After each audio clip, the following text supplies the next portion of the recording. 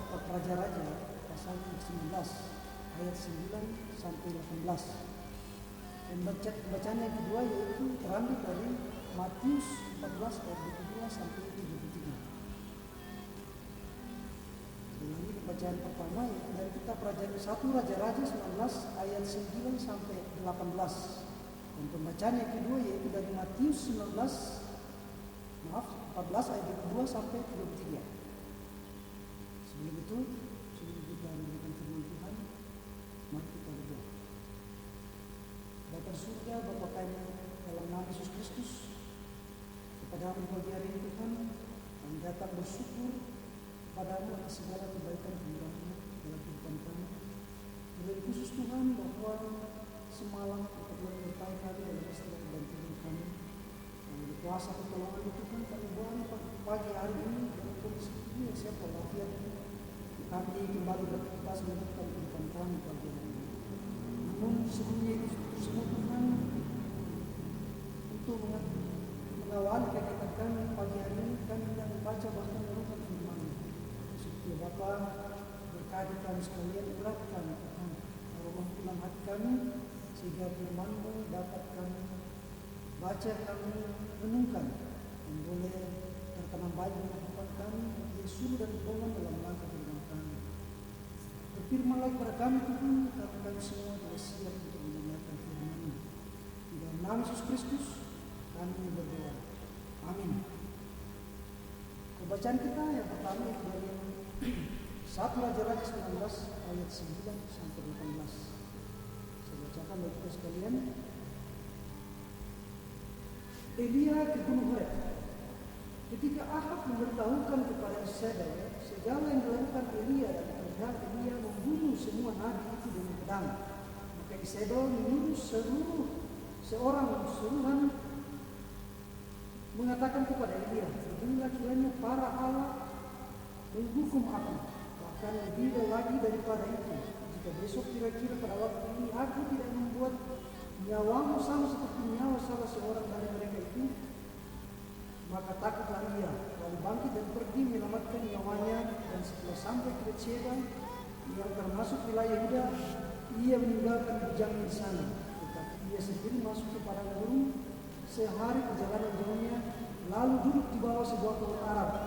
Kemudian ia ingin mati, katanya, cukuplah itu, sekarang ya Tuhan, ambillah nyawaku, sebab aku tidak lebih baik daripada nenek moyangku. Sesudah itu ia berbaring dan tidur di bawah pohon ara itu. Tetapi tiba-tiba seorang malaikat menyuruh dia serta berkata kepadanya, bangunlah, makanlah. Ketika ia melihat sekitarnya, maka pada sebelah kepalanya ada roti bakar dan sebuah kendi berisi air. Lalu ia makan dan minum, kemudian berbaring pula. Tetapi malaikat Tuhan datang untuk kedua kalinya dan menyuruh dia serta berkata, bangunlah, makanlah. Sebab kalau tidak, perjalananmu nanti terlalu jauh bagimu. Maka bangunlah ia, lalu makan dan minum, dan oleh kekuatan makanan itu ia berjalan 40 hari 40 malam lamanya sampai di gunung Allah, yakni Gunung Horeb. Pembacaan yang kedua yaitu dari Matius 14 ayat 2 sampai 3. Berbunyi demikian.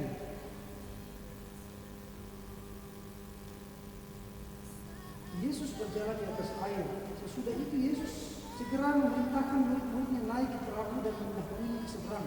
Sementara itu ia menyuruh orang banyak pulang. Dan setelah orang banyak itu disuruhnya pulang, Yesus naik ke atas bukit untuk berdoa seorang diri. Ketika hari sudah malam, ia sendirian di situ. Perahu murid-muridnya sudah berada beberapa mil jauhnya dari pantai dan diombang-ambingkan di gelombang karena angin sakal. Kira-kira jam 3 malam datanglah Yesus kepada mereka berjalan di atas air. Ketika murid-muridnya melihat dia berjalan di atas air itu, mereka terkejut dan berseru, itu hantu, lalu berteriak-teriak karena takut.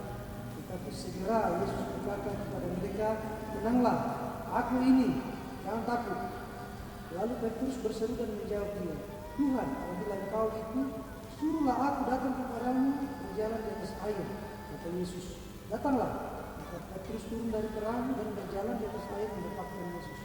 Tetapi ketika dirasanya tiupan angin, takutlah ia dan mulai tenggelam lalu berteriak, Tuhan, tolonglah aku.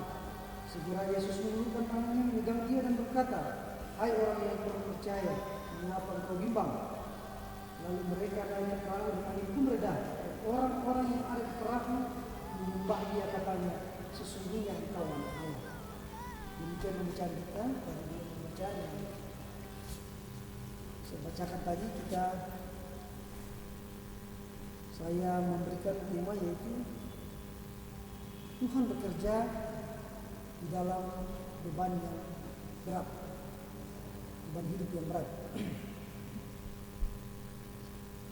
Kira-kira tidak ada seorang pun, bahkan bisa saya pastikan bahwa tidak seorang pun yang terlepas dari tekanan hidup.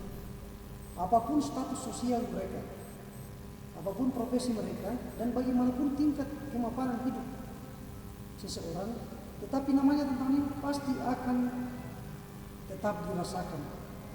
Bahkan ada kalanya kita akan berada pada situasi di mana kita merasa tidak dapat lagi berbuat apa-apa untuk menyelesaikan masalah yang ada. Dalam pembacaan kita bahkan Elia sendiri sebagaimana dikatakan dalam pembacaan kita bahwa hamba Allah ini merasakan juga yang namanya tekanan hidup dalam pelayanannya. Sampai dia mengatakan, cukuplah itu. Sekarang ya Tuhan, ambillah nyawaku. Melalui firman Tuhan bagi kita saat ini, kita mau belajar bagaimana menghadapi tekanan hidup agar kita mempersiapkan diri untuk hal-hal yang terburuk yang dapat terjadi dalam hidup ini. Sebab kita juga harus berhati-hati ketika pada kehidupan yang semakin lebih parah lagi dan semakin jauh kita malah semakin jauh dari Tuhan. Tekanan-tekanan hidup pasti akan kita hadapi. Namun bagaimana kita merespon setiap tantangan yang ada dalam hidup kita, inilah yang akan menjadi pelajaran melalui pembacaan kita tadi. Elia menghadapi tekanan hidup yang begitu berat dalam pelayanannya setelah ia membunuh Nabi Baal dan Nabi Asyera atau nabi orang kafir pada saat itu. Ketika mereka kalah berhadapan Elia untuk memanggil Allah mereka, seperti dapat kita baca dalam pasal 18 ayat 20 sampai 26. Perbuatan Elia disikapi oleh Isabel dengan menyuruh seorang suruhan untuk mengambil nyawa Elia. Ternyata situasi inilah yang membuat Elia menjadi takut, dan ia pergi perang gurun dan tidur di bawah pohon ara. Dan setelah malaikat Tuhan memberi ia makan dan minum, ia berjalan 40 hari 40 malam ke Gunung Horeb dengan kekuatan yang diberikan oleh makanan itu dari malaikat itu. Di sebuah gua Allah datang kepadanya dan Tuhan berfirman, apakah kerjamu di sini Elia? Dan jawab Elia adalah, aku bekerja segiat-giatnya bagi Tuhan Allah semesta alam, karena orang Israel meninggalkan perjanjianmu, meruntuhkan mesbah-mesbahmu dan membunuh nabi-nabimu dengan pedang.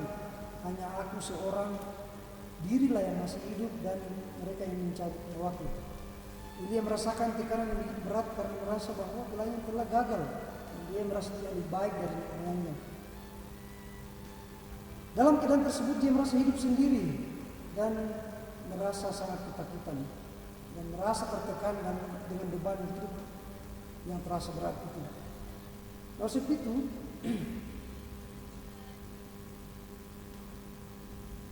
dalam ancaman itu dia harus melakukan pelayanannya, dan masih banyak pelayan yang belum diselesaikannya. Oleh sebab itu dari pembacaan ini kita belajar beberapa hal yang menjadi kekuatan kita menghadapi tantangan hidup melalui firman Tuhan, atau seperti contoh yang ditentukan oleh Elia tadi. Itu yang pertama, Tuhan tidak pernah meninggalkan kita, namun Tuhan peduli dan menguatkan kita menghadapi pergumulan hidup, khususnya di saat ini. Terlalu banyak tekanan hidup yang dilihatkan kepada kita, khususnya pandemi COVID-19 ini, bahkan di dalam resesi ekonomi yang kita alami. Dalam ketersendirian Elia menghadapi tekanan hidupnya, ternyata Tuhan melihat dan peduli atas permasalahan yang dihadapi. Sekalipun Elia harus menghadapi kenyataan dalam hidupnya, namun Allah memberikan perhatian dan kekuatan kepadanya dengan memberikan makan dan minum melalui malaikatnya. Bahkan Allah sendirilah langsung menyatakan dirinya kepada Elia di Gunung Horeb. Jadi sekalipun kita menghadapi pergumulan hidup tanpa ada yang membantu dan menolong, namun Tuhan peduli. Dan Saya ulangi lagi, walaupun tanpa seorang pun dapat menolong kita, namun Tuhan peduli kepada kita. Allah melihat penderitaan kita dan memberikan kekuatan dan keteguhan dengan menerima makan dan minum rohani dari Tuhan. Jadi roti hidup dan air hidup dari Tuhan. Walaupun kita harus menghadapi berbagai pergumulan, Tuhan tidak akan pernah membiarkan kita terjadi tanpa daya. Sebab Tuhan akan menguatkan dan menolong kita. Pelajaran yang kedua dari pembacaan kita adalah Allah turut bekerja dalam segala sesuatu mendatangkan kebaikan bagi kita yang mengasihinya. Apa yang dialami Elia menjadi contoh bagi kita bahwa justru dalam keadaan tertekan seperti Elia semakin dekat kepada Allah, dan dalam kehidupannya melalui perjumpaan dengan Allah, bahkan di saat itu ketika dia merasa bahwa hidupnya tidak berdaya, Tuhan menjumpainya. Bahkan kita juga diingatkan bahwa kebaikan Tuhan justru hadir dari hal-hal yang tampaknya sangat memberatkan atau sesuatu yang kejadian yang luar biasa di depan kita. Dalam tantangan hidup yang kita hadapi, bisa saja kita berharap bahwa Tuhan akan melakukan mujizat yang luar biasa seperti yang kita pikirkan dan harapkan akan terjadi dalam hidup kita. Namun Tuhan akan bekerja lebih daripada yang kita rencanakan atau apa yang ada dalam pikiran kita, yaitu kebaikan-kebaikan terbaik yang dirancangkan Tuhan atas hidup kita. Sehingga jangan kita lekas berpikir bahwa ketika sekian lama kita meminta sesuatu dari Tuhan yang tidak kunjung diberikan, padahal melalui perbulan Tuhan telah bekerja dan telah banyak memberikan kebaikannya bagi kita. Khususnya saat ini, jadi ketika banyak tantangan, tekanan dan sebagainya, itu bukan berarti Tuhan tidak peduli. Namun satu yang pasti bahwa Tuhan akan memberikan kita kehidupan.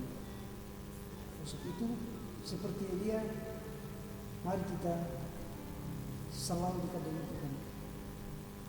Pelajaran ketiga itu bahwa keluar dan berdirilah di hadapan Tuhan dan turuti perintahnya. Tuhan mengetahui permasalahan yang dialami Elia, namun Tuhan memerintahkan Elia untuk keluar dari ketakutannya dan melihat kehadiran Allah atas masalah yang dihadapinya. Dan Tuhan yang menolong Elia keluar dari masalahnya dengan menyuruhnya, pergilah, kembalilah ke jalanmu. Tuhan tidak menginginkan Elia berlarut dalam ketakutan menghadapi tekanan yang dihadapinya. Tuhan memerintahkan untuk kembali menghadapi semuanya, dan Tuhan memberikan jalan keluar atas permasalahannya, yaitu memurapi Hazael menjadi raja Aram, Yehu menjadi raja Israel, dan memurapi Elisa menjadi nabi penggantinya. Tuhan juga mengharapkan kepada kita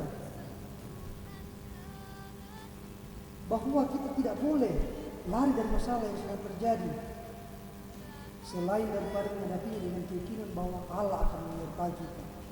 Dan apapun bentuk tantangan hidup yang kita hadapi, kita hanya akan datang kepada Tuhan saja dan bukan kepada yang lain. Jika kita menghadapi tantangan hidup dengan menuruti firman-Nya, maka Tuhan pasti akan bahwa Tuhan akan pasti memberikan jalan yang terbaik yang akan kita lalui. Jadi berbahagialah orang-orang yang tetap setia dan berpengharapan kepada Tuhan, sebab segala kebaikannya akan diberikan kepadanya. Seperti ucapan yang sering dikatakan oleh Tuhan Yesus, imanmu telah menyelamatkan engkau. Keselamatan dan pertolongan kita hanyalah dalam nama Tuhan kita Yesus Kristus. Terpujilah Tuhan dengan firman-Nya. Amin. Mari kita berdoa. Bapa surga, kami telah belajar dari firman-Nya Tuhan.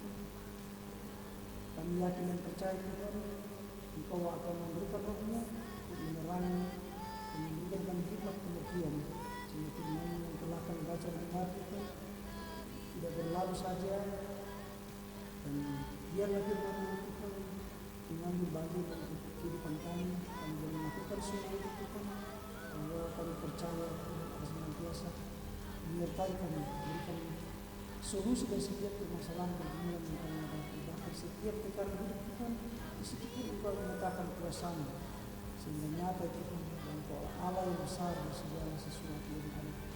Segala masalah pergumulan Engkau yang mengetahui. kasih yang diberikan. Terima kasih Tuhan. Lalu kita percaya Tuhan, kalau kita terbatasan malam menyampaikan firman Tuhan, tapi Engkau yang mempergunakan dan Tuhan kami. Bapa surga, pimpin kami sampaikan kepada kami Tuhan sepanjang hari ini. Bahkan dalam sepanjang depan kami Tuhan. Dan Tuhan mengarahkan Tuhan kami, senantiasa kami tetap berpengharapan, kami bersuka cita dalam Engkau Tuhan. Tuhan akan senantiasa menyertai Tuhan kami seperti Elia Tuhan. Engkau sertai dalam segala pergumulan. Beri petunjukan kepada-Nya Tuhan bahwa pemenang Tuhan ini adalah Engkau. Dan pun dilayakan untuk nikmati kemenangan hidup bersama Yesus. Terima kasih Tuhan Bapa surga, kami berdoa Tuhan situasi kondisi yang ada di Tuhan kami Tuhan. Kami tengah resesi, bahkan di tengah pergumulan kami, bahkan di tengah pandemi COVID-19 yang Tuhan senantiasa menguatkan Tuhan kami hidup yang berkualitas Tuhan dalam segala pekerjaan-pekerjaan kami Tuhan, apapun itu kita kerja sama semua Tuhan mendatangkan kebaikan. Dan juga berdoa Tuhan bagi orang-orang yang menderita sakit penyakit bahkan kekurangan, dan Tuhan mereka Tuhan cuma memberikan sukacita. Berkat-berkat turun meliputi hidup mereka Tuhan, angkat sakit penyakit ini sehingga ini juga boleh bersukacita bahwa Tuhan senantiasa memperhatikan kehidupan mereka. Dan berdoa Tuhan semua mereka jemaat yang kita budi, dan Tuhan membiarkan kepada mereka, berikan kekuatan, kesehatan, berkati kehidupan mereka Tuhan, pekerjaan, bahkan segala apapun di dalam kehidupan mereka Tuhan, biarlah Tuhan memberkati segala semua Tuhan yang mau senantiasa berkumpul dengan dia. Dua kali mulai hari ini